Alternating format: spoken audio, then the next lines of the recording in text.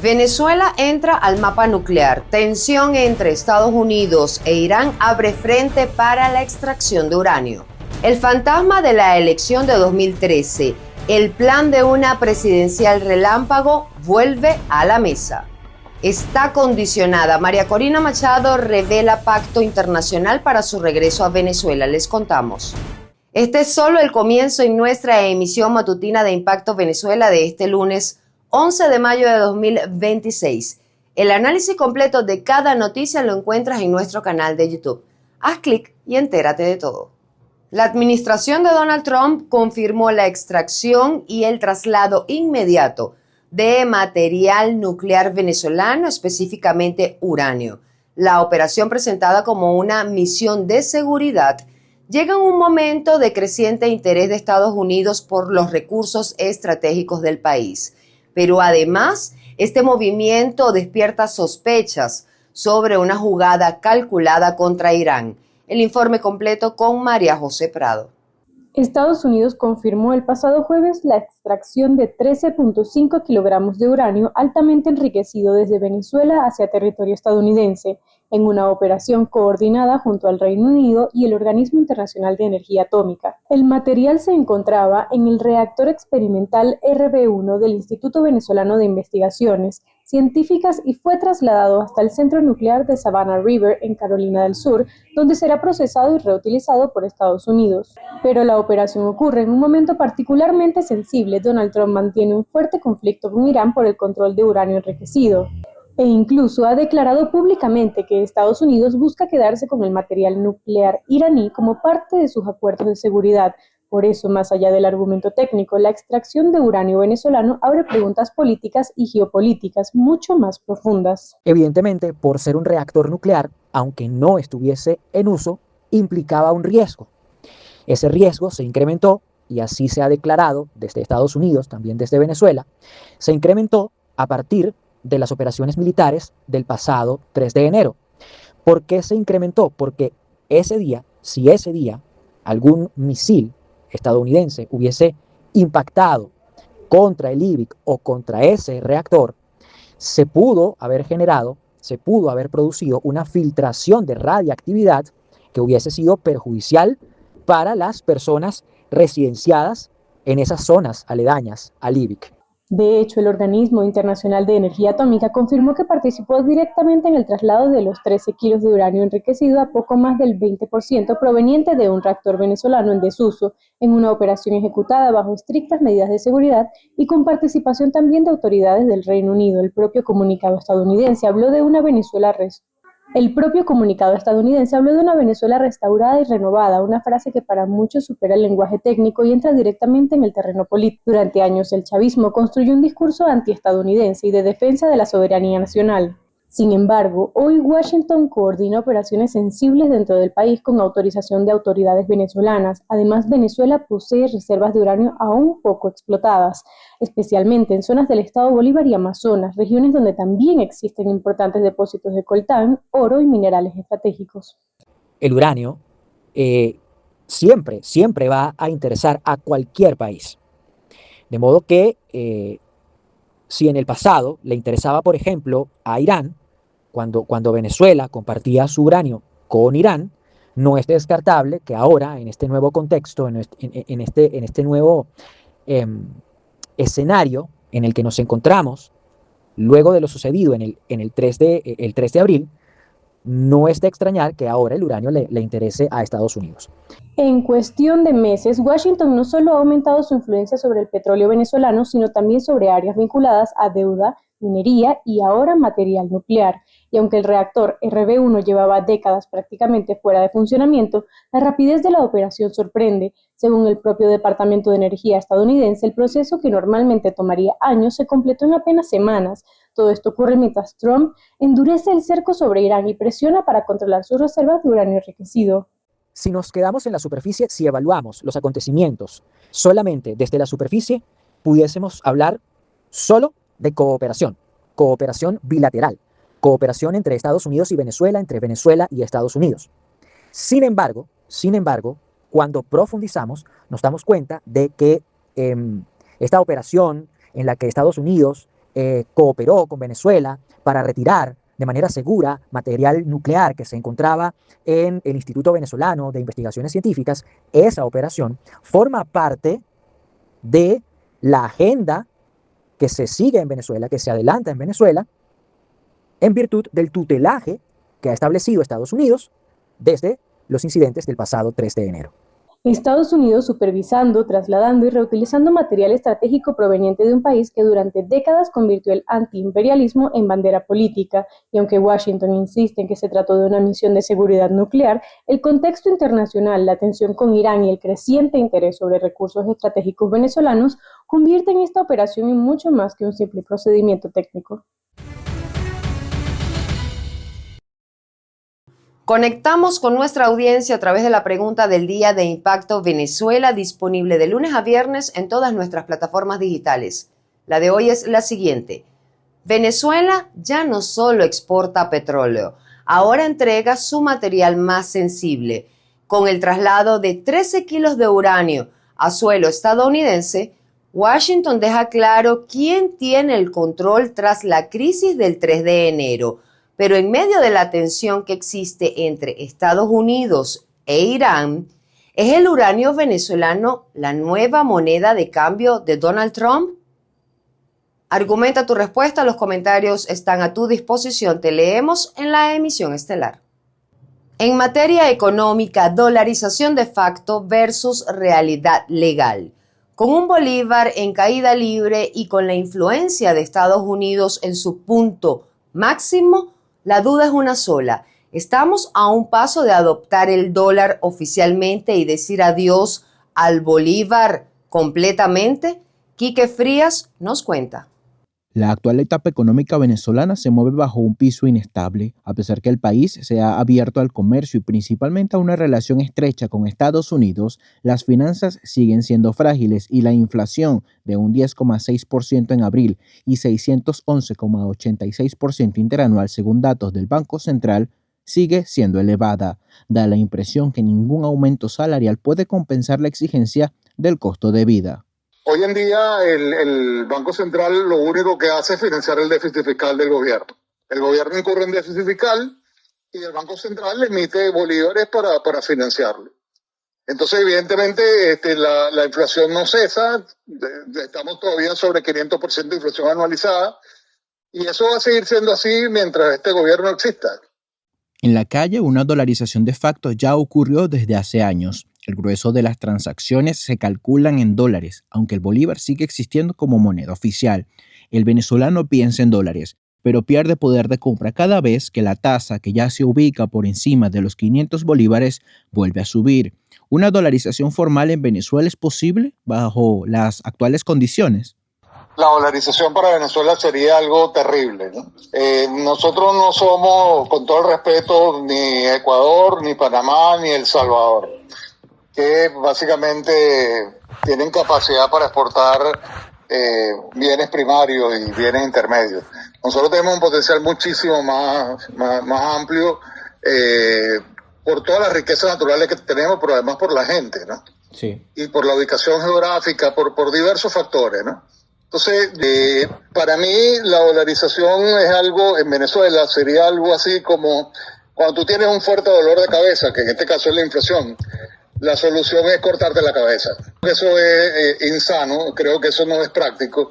Otro aspecto que margina al bolívar y le da poder al dólar son las decisiones de las autoridades económicas. La encargada de la presidencia, Delcy Rodríguez, y sus designaciones no terminan de generar confianza y credibilidad. El tema de la dolarización viene a cuento por el desastre que ha sido el manejo de la política monetaria por parte del Banco Central.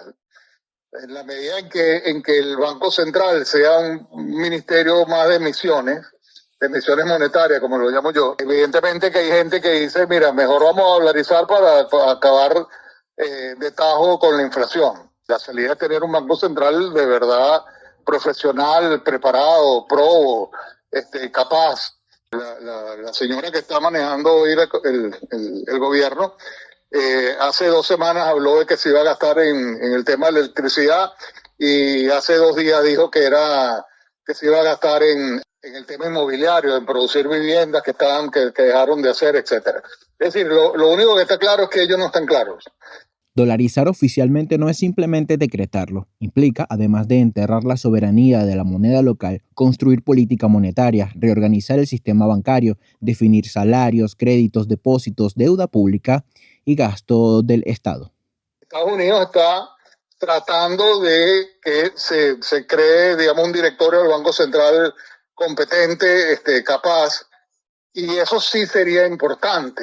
Nosotros tenemos economistas preparadísimos para afrontar lo que se nos viene, pero tienes que tener un Banco Central absolutamente independiente. Una dolarización legal puede sonar como una solución, pero también como la admisión final de que el bolívar perdió la batalla. Una moneda puede cambiarse por decreto, pero la confianza en la institución y en la economía, no.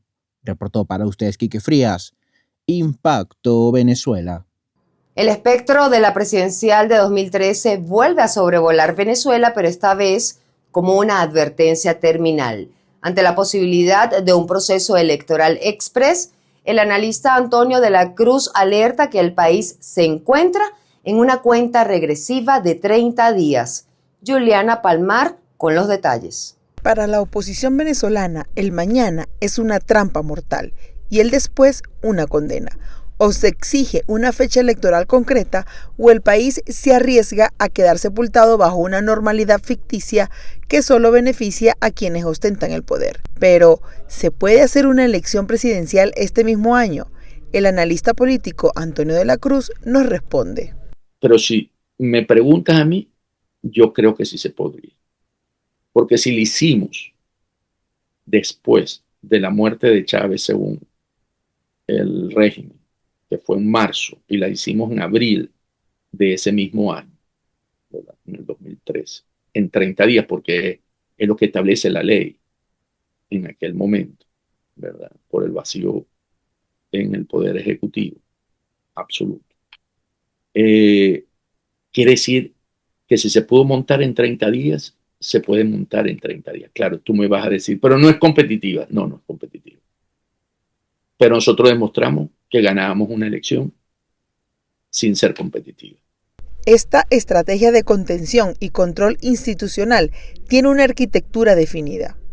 Bajo la conducción operativa de la encargada de la presidencia, el Estado busca reorganizar sus estructuras, no para democratizarse, sino para reducir la presión internacional y captar inversiones que garanticen la permanencia del sistema.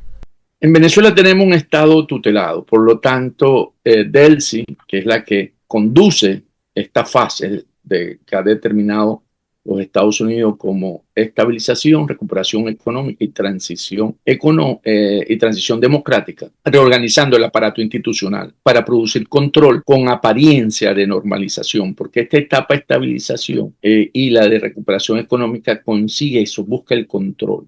Buscan mostrar gobernabilidad a través de que no se cree caos para atraer inversión en la fase de recuperación económica, reducir la presión internacional. El pragmatismo de Washington juega un rol fundamental. El analista sugiere que la política de Donald Trump hacia Venezuela se ha transformado en un modelo de gestión de bajo costo.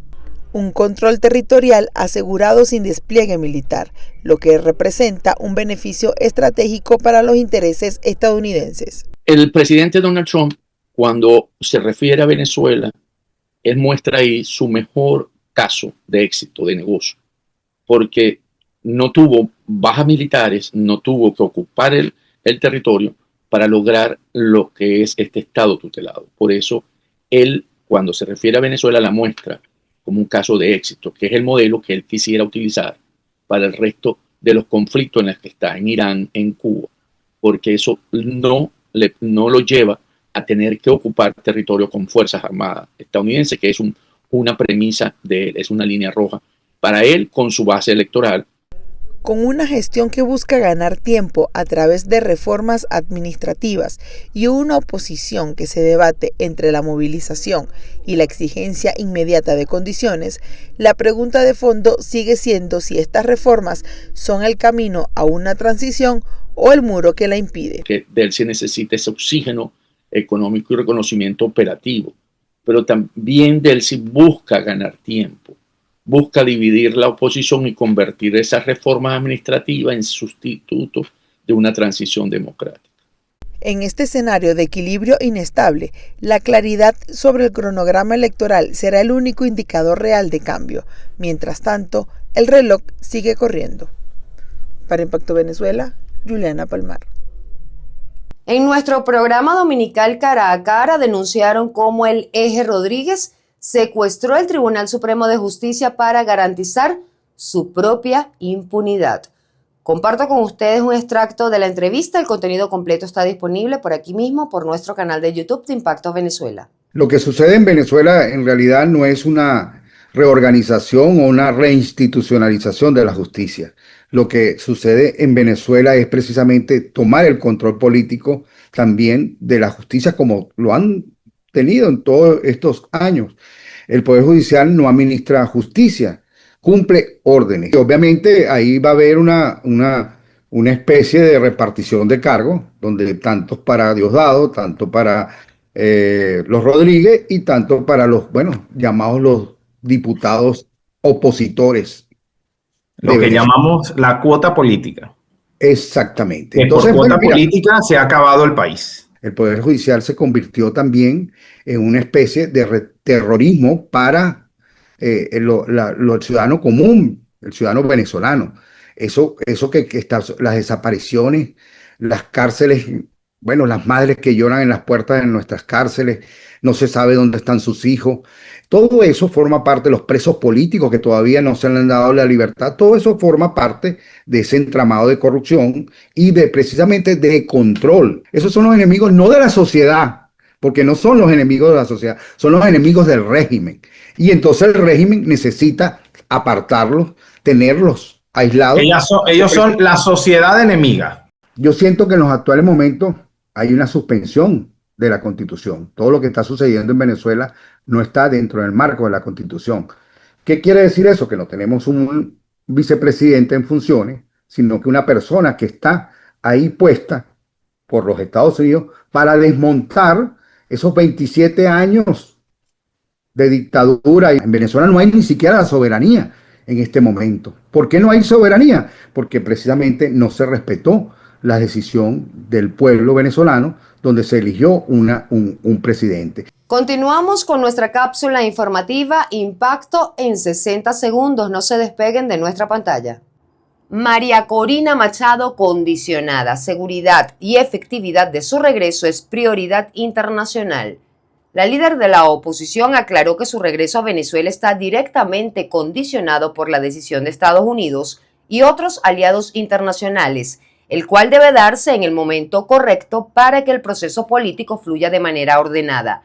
En entrevista con El País, la también Premio Nobel de la Paz 2025 alertó sobre la persistencia del control sobre los poderes públicos, la permanencia de más de 450 presos políticos, una inflación que se ubica en al menos 650% y que el 86% de la población se encuentra en pobreza.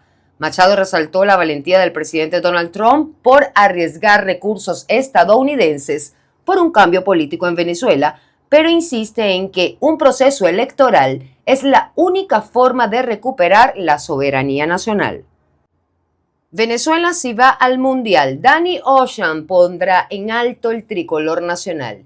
El cantante criollo hará historia el próximo 11 de junio al participar en el espectáculo inaugural del Mundial 2026 en el Estadio Azteca de Ciudad de México, junto a figuras como Maná, Alejandro Fernández, Belinda, Los Ángeles Azules y la sudafricana Tila.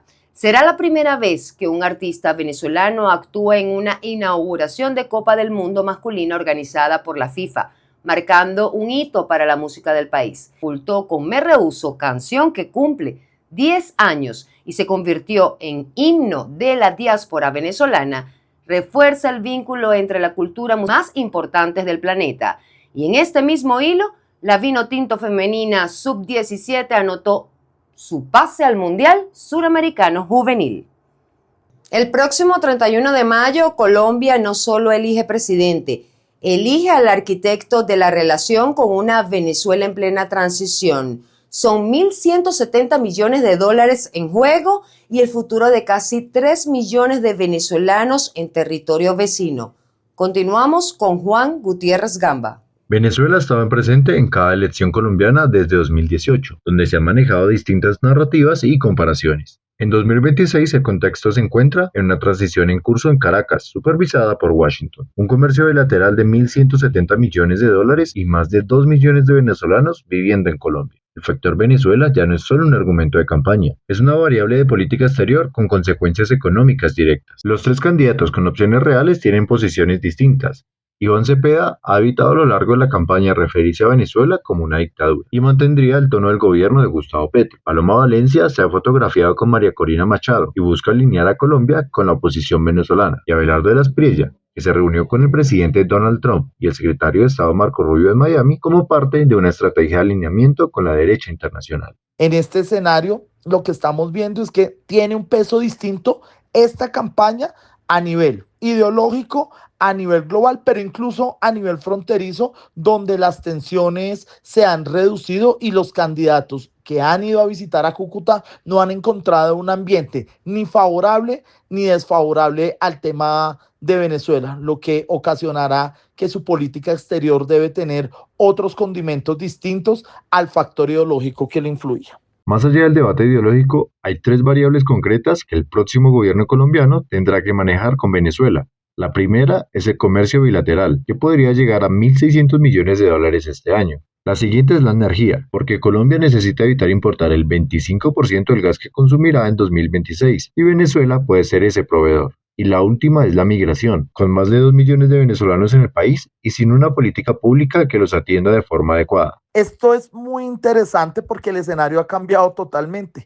A Estados Unidos le conviene que gane Iván Cepeda porque permitirá ser un interlocutor para poder negociar y convencer antiguos o más leales miembros del chavismo y del madurismo en una transición que permita garantizar unas elecciones libres, legítimas y con reglas claras de juego. Colombia no elige solo presidente el 31 de mayo, también define qué tipo de vecino será para Venezuela en el momento más delicado de su transición. Para los venezolanos que siguen el proceso desde dentro o desde la diáspora, ese resultado importa casi tanto como el propio.